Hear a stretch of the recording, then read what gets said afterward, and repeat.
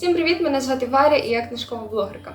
І сьогодні ми з вами будемо говорити про книги письменниці, історичні романи, якої я обожнюю, і про книги письменниці, яку я вважаю сучасною класикою у жанрі любовних романів.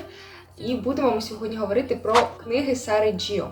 Але перед тим, як ми почнемо, вас дуже прошу підписатися на мій канал, поставити вподобайку під цим відео. Ці прості дії дуже допоможуть мені у просуванні україномовного книжкового контенту. А також перед початком я б хотіла вам сказати, що у кінці цього відео я розповім умови розіграшу. І у цьому відео я хотіла б розіграти останню прочитану мною книгу від Сари Джіо, яка називається «Фіалки у березні».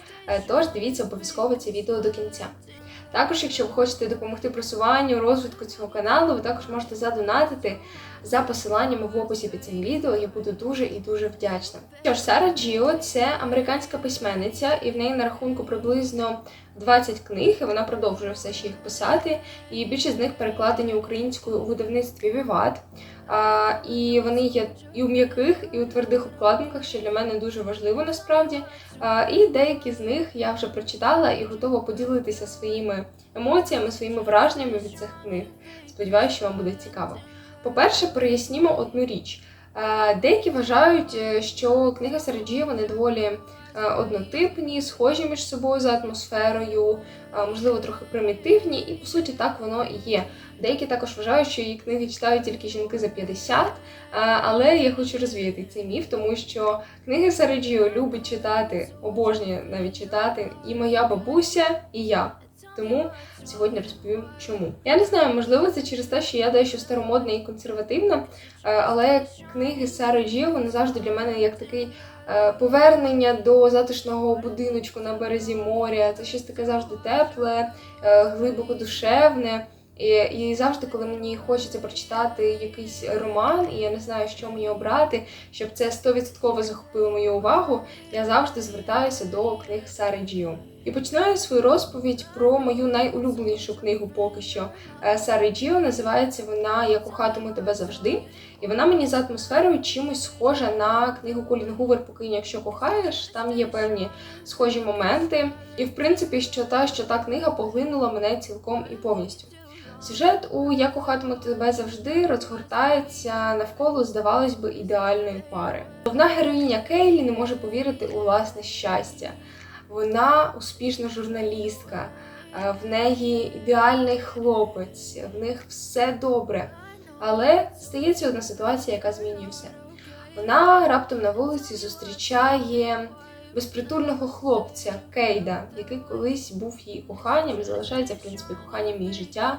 Раніше мав успішну студію звукозапису. Він не може її згадати, він її забув, і вона все ж таки вирішує допомогти йому дізнатися, що з ним сталося, і допомогти повернутися до звичайного життя. І чим це обернеться, власне, вже почитайте у книжці. Вона для мене стала такою і щемливою, і дуже теплою, і водночас такою реалістично жорстокою в деяких моментах, але справді захопливою, і я хочу обов'язково, щоб ви її прочитали, тому що це справді хороший любовний роман. І мені дуже подобається, до речі, одна особливість у книгах Сари Джіо – це те, що у всіх її книгах переплітаються якимось чином події сьогодення і минулого, і таким чином романи стають історичними, і це дуже-дуже цікаво для мене, як для людина, яка любить історію. Наступна книга, про яку ми поговоримо, вона більш сумна, тому що я ридала буквально половину книги, що буває вкрай рідко у мене. Події відбуваються в Парижі. Керолайн втрачає пам'ять і прокидається у паризькій лікарні. Пам'ять до неї приходить доволі повільно, і вона з жахом усвідомлює, що вона жила абсолютно нудне і нецікаве життя у просторі квартири на березі річки Сени. Пам'ять крок за кроком дуже повільно, але повертається, але вона все ж таки не може позбутися відчуття, ніби їй загрожує постійно якась небезпека. В одній з шафок своєї квартири вона знаходить листи.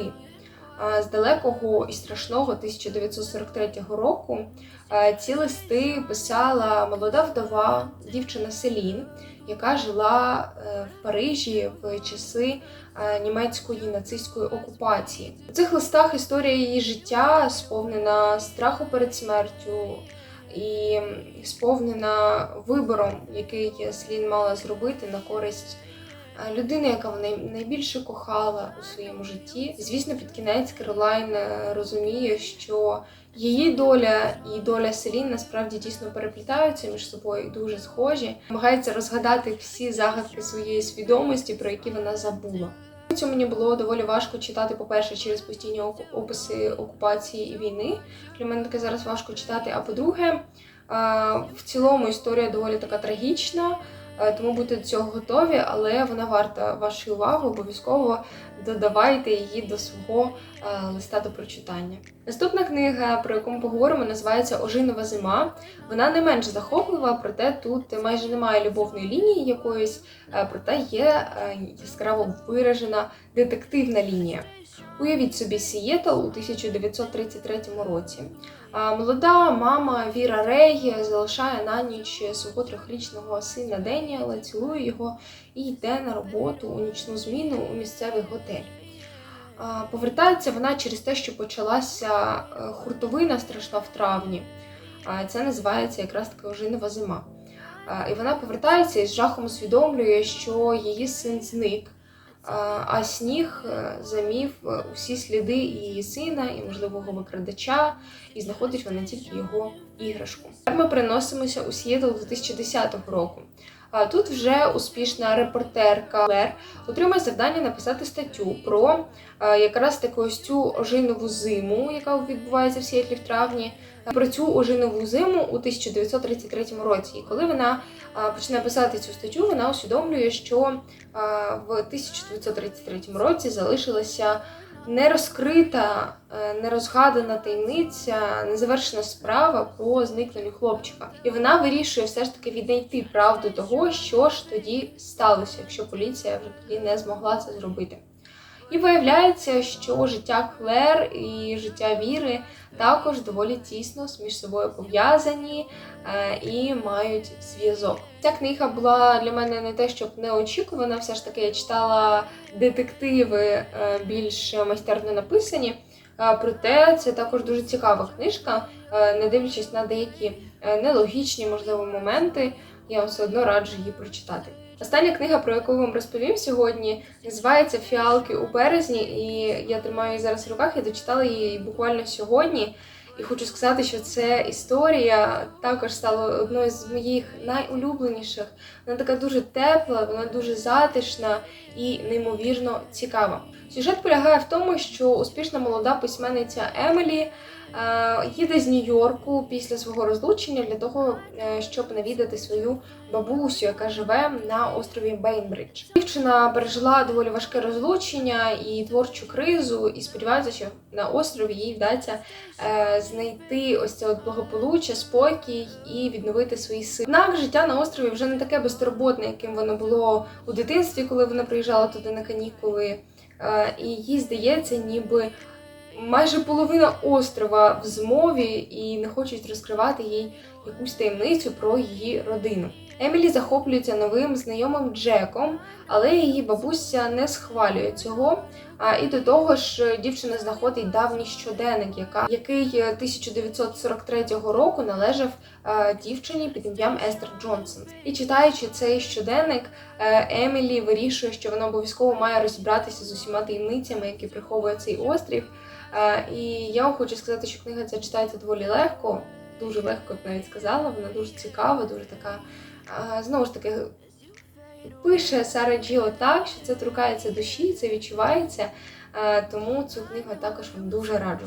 Ну і підсумувавши всі ці історії, я вам можу сказати, що Сара Джіо для мене дійсно недооцінена авторка, недооцінена письменниця, і мені хотілося б, щоб про неї говорили більше і в українському інфопросторі, і в інших. Її книги для мене дійсно такі дуже хороші, вони сповнені історії, вони сповнені глибокого кохання, вони сповнені якихось трагічних, сумних подій, але вони завжди торкаються душі. Що ж, тепер поговоримо про умови розіграшу. Вони максимально прості. Для того, щоб виграти книгу «Фіалка у березні», вам необхідно бути підписаним на мій канал і написати також в коментарях просто будь-який коментар про Сару Джіо, про мій канал, просто будь-що, щоб я знала, що ви берете участь, і через тиждень рівно я оголошу переможця, напишу відповідь у коментарях.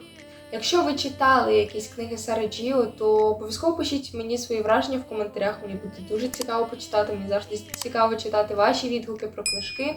Не забувайте підписуватись на канал, ставити вподобайки під цим відео. Також не забувайте, що ви можете задонатити, допомогти розвитку цього каналу за посиланням в описі під цим відео, я буду дуже і дуже вдячна. Ну а ми зустрінемося з вами у наступному відео через тиждень. До нових зустрічей! Па-па!